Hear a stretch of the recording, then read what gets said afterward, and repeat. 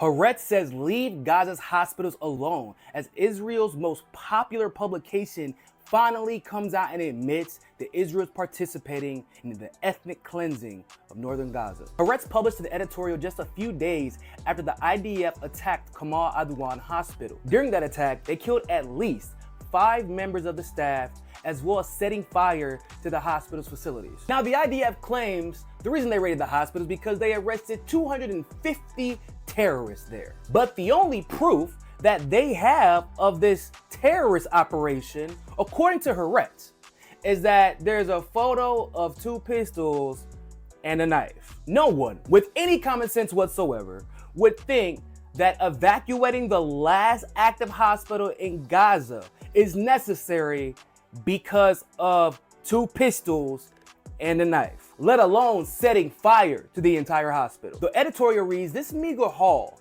does the opposite of supporting the IDF's claims.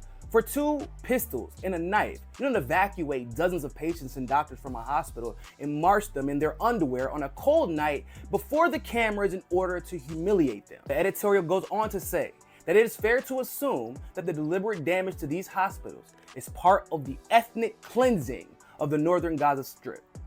And even goes on to remind the IDF of the 4th Geneva Convention, which gives special status to hospitals during wartime. So most of the civilized world has acknowledged that this is a genocide and an ethnic cleansing. Even Israel's #1 publication acknowledges that it is an ethnic cleansing and a genocide. But somehow the United States, that's funding the ethnic cleansing and the genocide, and the politicians that are passing the legislation to continue giving them the money, don't have the balls or the integrity to admit that it's an ethnic cleansing and a genocide. So who are Zionists going to argue with now? Yourselves? Because now it's your publications openly admitting that this is an ethnic cleansing and nothing more. Because it's obvious destroying the last operating hospital in Gaza has nothing to do with capturing terrorists. It's to make sure that the doctors in Palestine and the volunteers that come to Palestine have no way to treat these people,